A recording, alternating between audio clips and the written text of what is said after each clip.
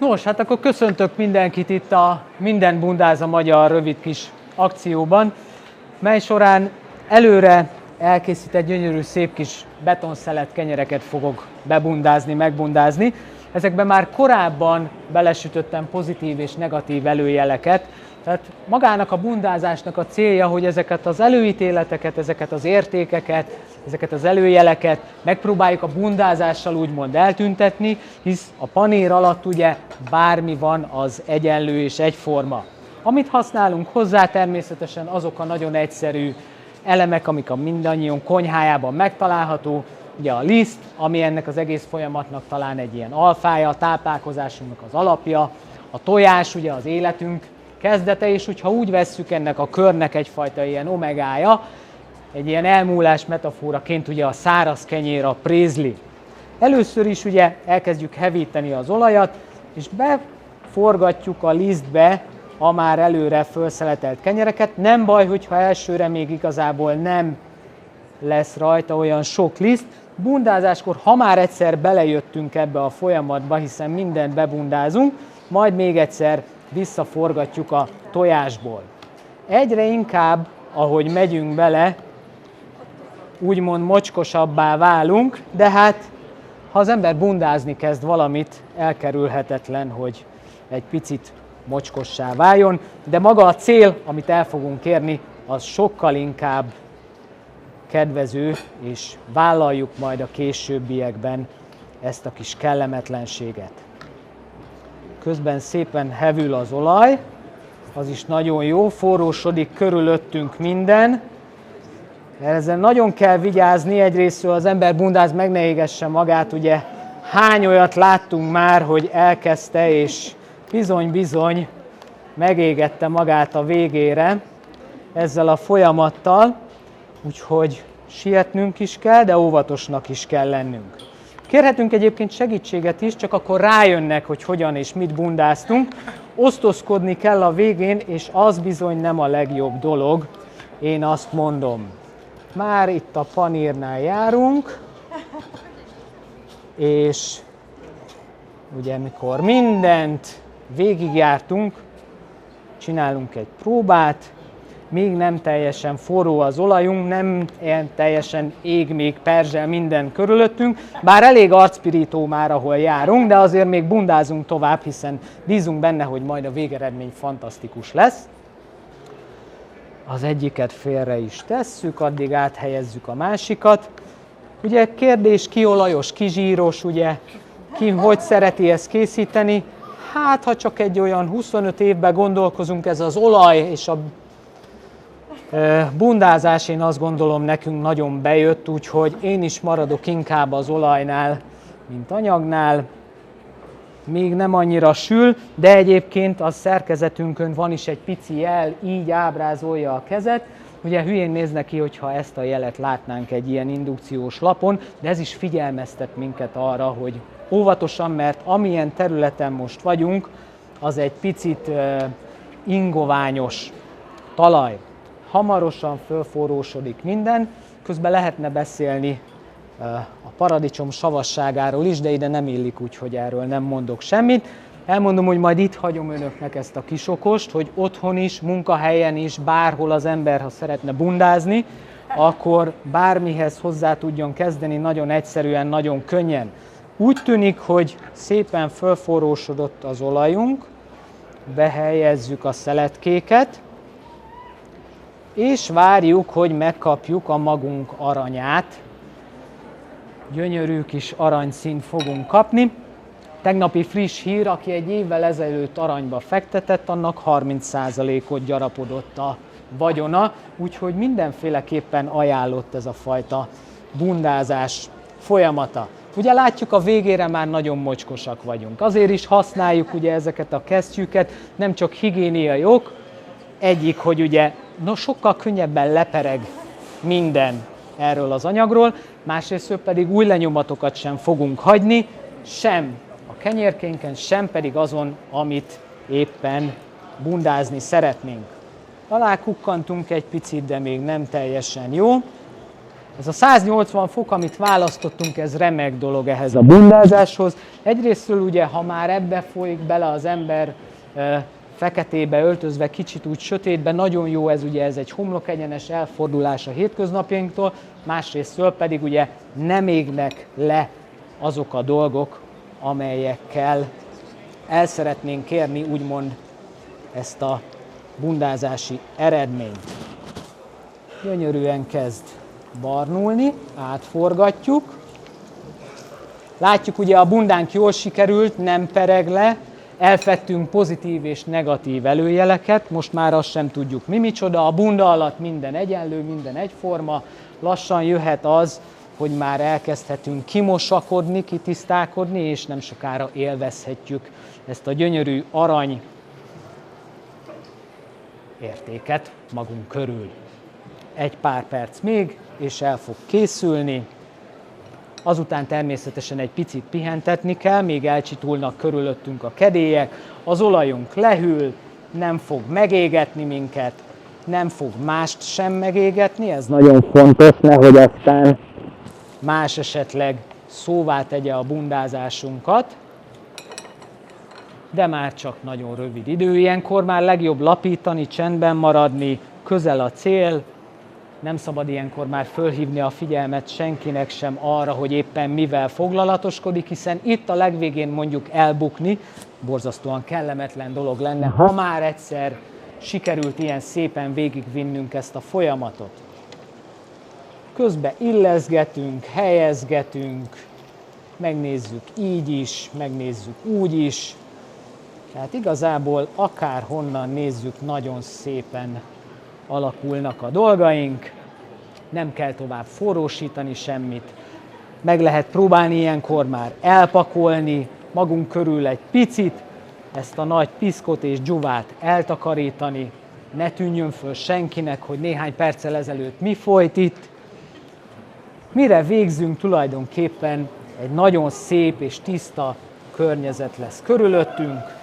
Marad egy pici leírás, nyom, de természetesen ceruzával írtunk mindent, kiradírozható, nem olyan, mint a tinta, ez nagyon fontos, nagyon érthetően le van írva, úgyhogy gondosan mindenki olvassa végig, hogy otthon sikeresen tudja ezt véghez vinni, és látjuk, gyönyörűen megvan az első arany, és gyönyörűen megvan a második arany.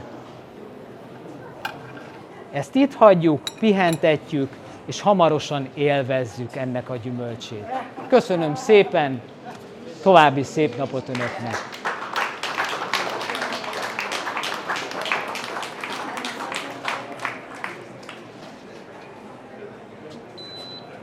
Azt szeretném tőled megkérdezni, hogy mennyire volt vevő a közönség erre a performanszodra, mert hát itt nem igazán csak arról volt szó, ugye, hogy hát bebuntázunk egy kenyeret, hanem mit tudunk eltakarni a világból, vagy ennek még mélyebb értelme volt?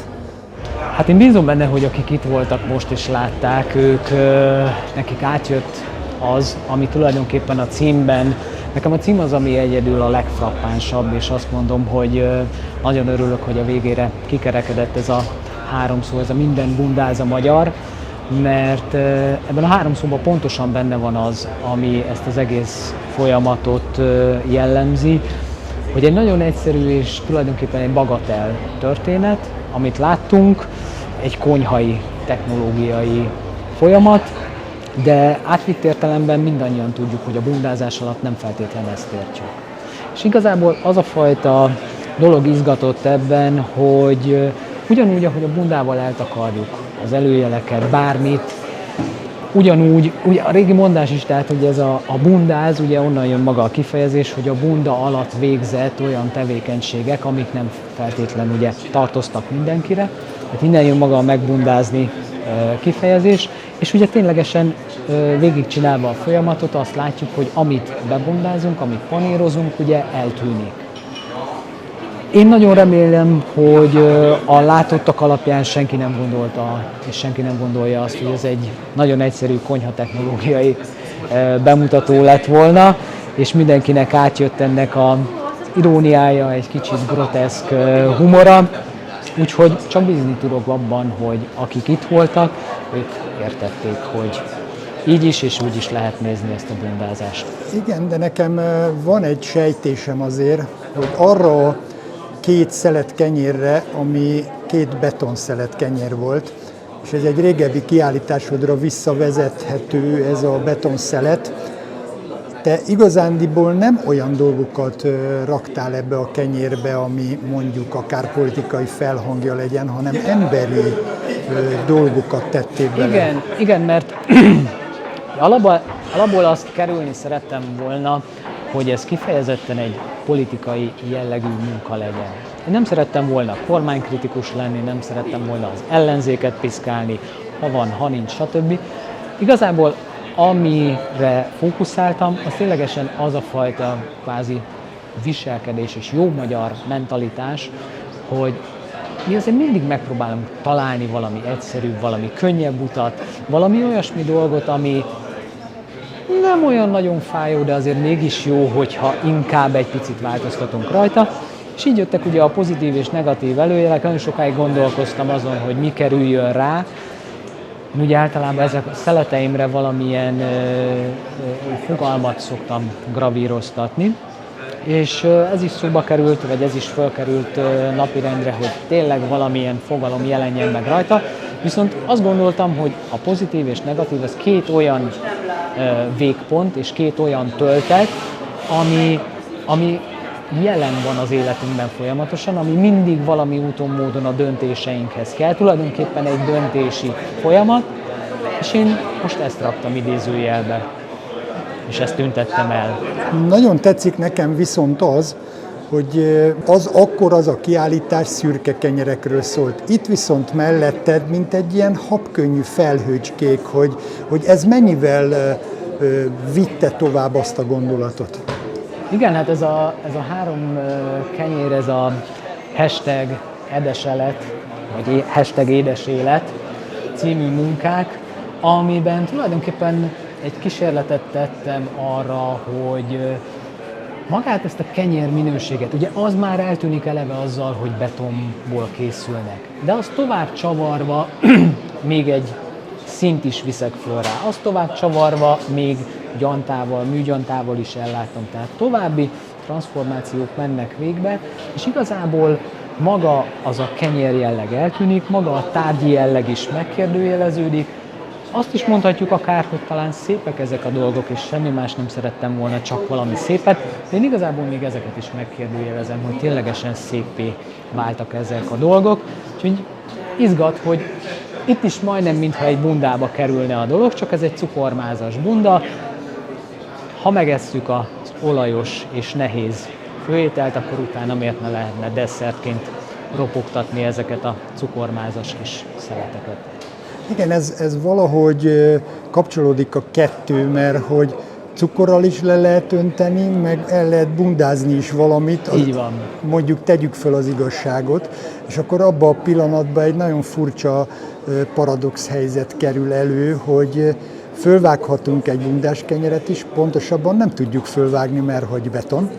Fölvághatjuk az édes életet, de azt sem tudjuk fölvágni, mert az is egy beton, úgyhogy nekünk mindig egy ilyen, talán nem is mindig azt kell kihangsúlyozni, hogy küzdelem az életünk, de az elbundázással elbundázhatunk, az édes élettel meg egyszerűen elfedünk valamit. Így van, így van. Pont ez volt a kiindulás, és pont ez volt, amit érdekesnek tartottam, hogy olyan nagyon egyszerű elemekkel, tehát például a kenyérrel dolgozva, ami ténylegesen a kultúránk, a táplálkozásunk, bárminek az alapja. De hogyha onnan indulok, hogy nem csak kenyérrel él az ember, én nagyon sokszor használom föl ezt a rövidke kijelentést, ugye nem arról szól a dolog, hogy vettem egy vekni kenyeret, és én azzal játszadozok. Nem arról van szó, hogy az az eredeti kiindulás mi, hanem az egész kenyérhez, a kenyérséghez, a magamhoz vételéhez, a befogadáshoz nyúlok hozzá, és annak tulajdonképpen egy eszköze lesz ez a vekni, és én azzal hajtok végre különböző transformációkat. De ez nagyon érdekes számomra, mert egy pillanatra fölmerült bennem, hogy abban a másodpercben mindig azt mondjuk, ugye, hogy fogunk egy tárgyat, azt bevisszük egy egy kiállító térbe, és azonnal műtárgyá válik. Itt meg azt csináljuk, hogy egy picikét még szerintem szakrálissá is tesszük a dolgot, mert hogy a kenyér az önmagától egy szakrális fogalom, nem? Így van, tehát ezért is mondtam, hogy ugye nem maga az a konkrét vetni kenyér izgat, és azzal dolgozom, ezért nem, vagy nagyon ritkán dolgozom ténylegesen kenyérszeletekkel, mert hogy magyartalanul én úgy szoktam mondani, hogy maga a kenyérség fogalma az, ami engem izgat. Az, hogy ténylegesen ez egyszerre lehet egy testi és szellemi táplálék. Az, amit az előbb hangsúlyoztam, függetlenül attól, hogy nem tartom magam egy vallásos alkotónak, ezek a művek nem vallásos művek, de magát, ahogy említetted, a szakralitást is befoglalják, hiszen az egésznek a kultúrtörténete annyira tág, annyira mély, annyira gazdag, hogy benne van ez a fajta merítés is, kikerülhetetlen, és ennek nagyon örülök, hogy pont egy ilyen nagyon gazdag jelentéstartalmú elemmel tudok dolgozni, és úgymond különböző szituációkba, helyzetekbe hozni. Engem az fogott meg a legjobban benne, hogy művészi eszközökkel társadalomkritika. Igen. Akkor ez egy jó végszó. Köszönöm szépen. Köszönöm én is.